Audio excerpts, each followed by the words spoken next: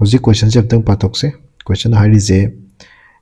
Barthan has 90 liter of a solution of sugar and soda in the ratio 7:2.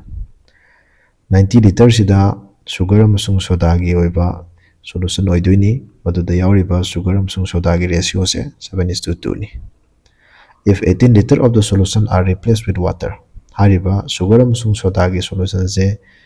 isi magi 18 liter khak saigi atopa isingi quantity amana replace tawsino matamda what is the new ratio kya oigedagi habani matang chida koina yam confused kedaba pass kaino hairagadi ahanbada sugar ga soda ga lerambani sugar ga soda ga lerambani sugar ga soda ga leibasi hauji some magi quantity khara akoigi ising replace tawgadore adoi taragadi akoida hoji lerise sugar ne soda ne water ne ahumji oire adu taragadi akoina hangiba ratio sina magi what is the new ratio habase adu option dain option no thokibai wani option je option ani di masing ani akoigi quantity ani gi ratio puthokpagi oidoine ba question je option do dain thokre lothoga su egomba option do ahum dai ahum sujila ga di sugar ga soda ga water gi ratio puthoktoine ba ko adugo hajiti option do akoigi ratio ani khaki oibanina hariba main oiba ingredient haitare ko main ori se sugar oidoine ba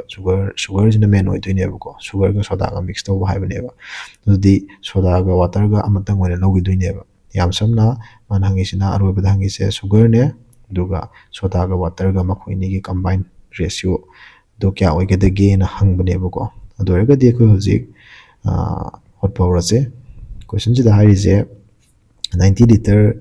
leibane 90 liter dudagi 18 liter lo thoki doine adore ga de ko de lemori se 72 liter lemori masigi 72 liter simadi sugar ga soda ga ni duna sugar kyam yauge soda kyam yauge puthok se ba ko sugar leire soda leire sida makoini gi leire ratio se 7:2 lei habane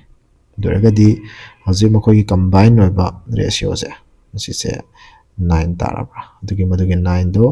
72 liter ga equivalent ohele adore ga di amagi value puthokpada 8 liter tare masina takpase hariba lemhoriba 72 liter duna sugar ki sang se into 8 toraga 56 liter laani duga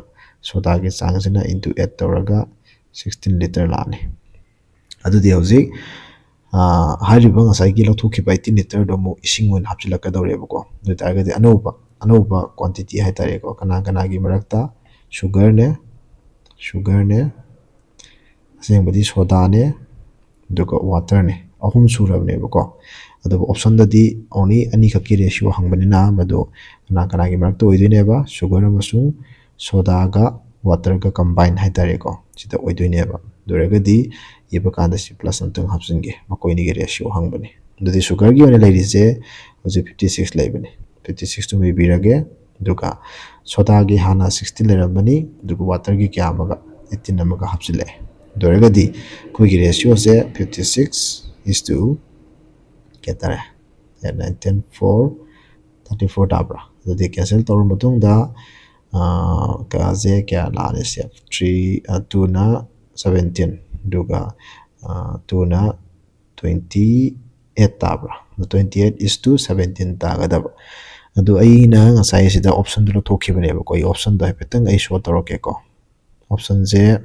ena crop option gi begini silare sida yor option je simatai thamagi ko smana silare sida 20 is to 17 28 is to 17 31 is to 15 13 is to 23 and smile live neba ko doi matung ina hoje karamba correct answer oira neba 28 is to 17 ci correct answer oiga thank you